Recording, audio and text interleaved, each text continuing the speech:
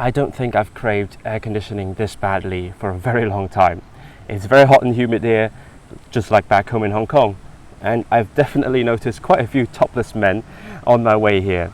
Behind me is Żaleje Jeziora, aka Green Lakes, in the outskirts of Vilnius. And if you're new here, welcome to Rhapsody in Lingo. My name is Israel, and it's been a while since I moved here to Vilnius to study the Lithuanian language. Right now it's Sunday noon. It's incredibly hot, 32 degrees, well for me anyway. So let's go out and do something different.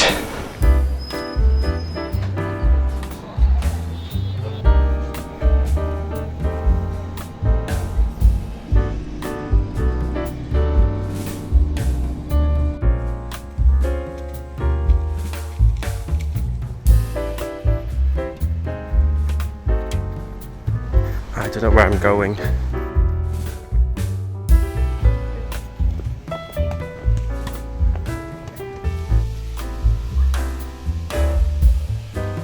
When I first arrived here, I remember my first impression of the city was, holy crap, that's a lot of Ukrainian flags. Like, they were literally all over the city centre, and there was one building with like 4 or 5 flags on the facade. And I mean, I shouldn't have been surprised considering the history and the fact that we're literally 45 minutes from the Belarusian border. So here we are, and since I got here it's been really lovely. At first I was worried I wouldn't get to interact with locals, because that's what tends to happen when you come and live here for 1 month. You get stuck in a bubble.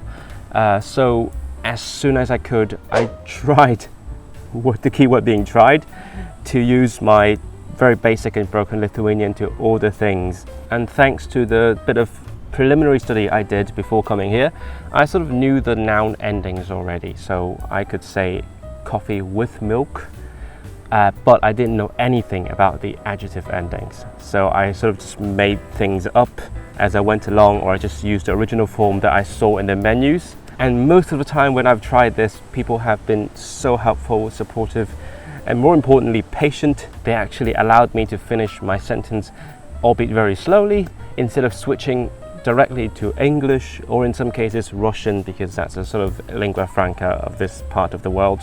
And quite often when they do speak English, I would actually ask them how to say certain things, or ask them to repeat what they've asked me and explain it, like eat here or take away. Or I've asked them how to say oat milk. Just today I learned dark and white chocolate. So I've been really grateful that I've been able to learn things as I go along instead of just from a textbook. And I feel like with the amount of coffee I'm ordering every single day, I'm going to be very good at this really soon. Proszę kawa su aviżu pienu, or kawa su pienu belactoses. Nailed it. My secret trick for making technically grammatically correct sentences despite not knowing the grammar is to imagine there is a comma between every part of the sentence. So like coffee with milk, large, iced, etc. So I could just look at the menu and say whatever words is on there without having to change anything. So I could say kava su pienu ledine didelis. And I could sort of make my way through it. I mean, at the end of the day, they know what I'm saying. So it's a good starting point. And afterwards I could add other stuff in when I learn them eventually.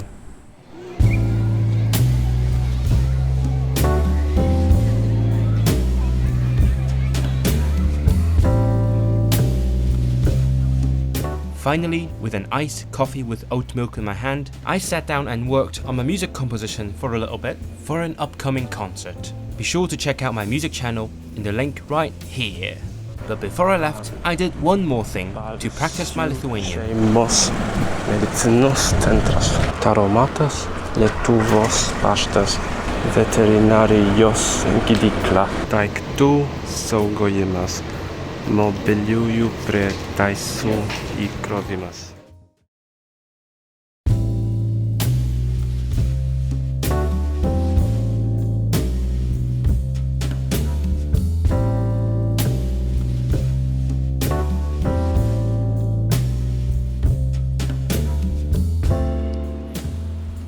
I don't know if you can tell, but I've been crying a little bit.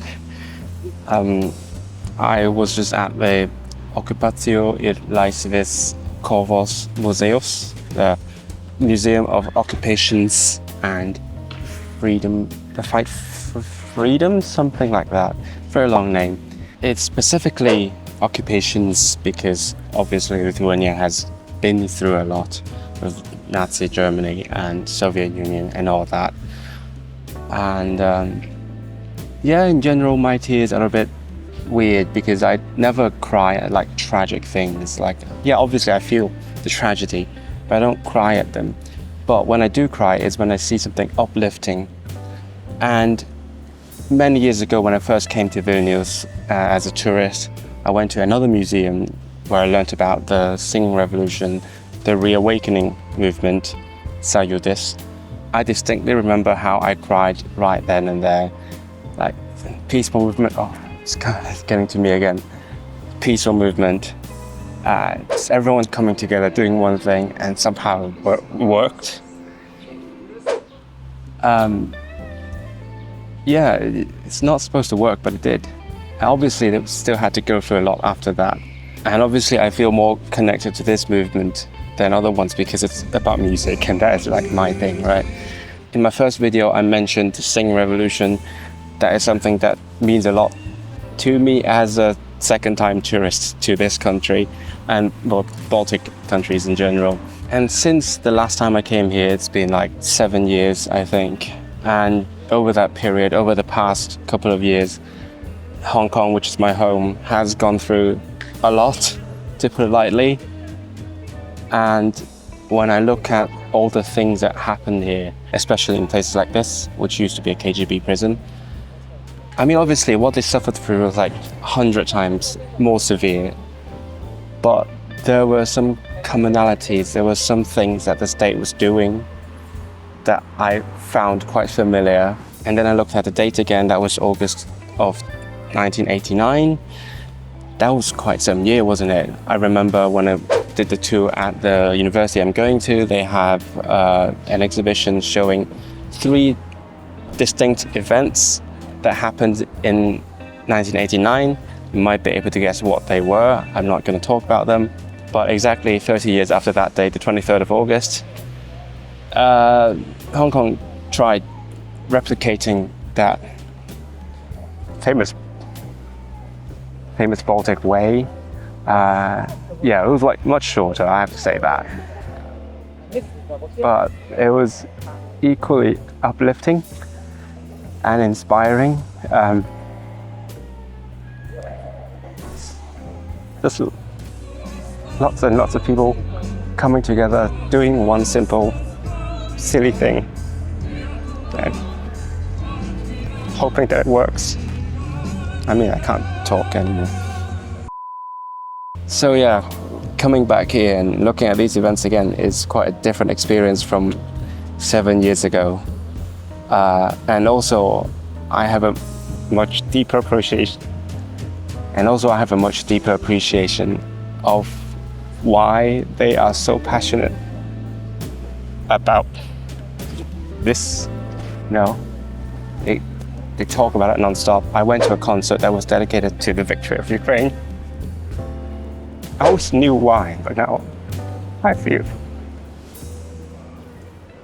But now I feel it.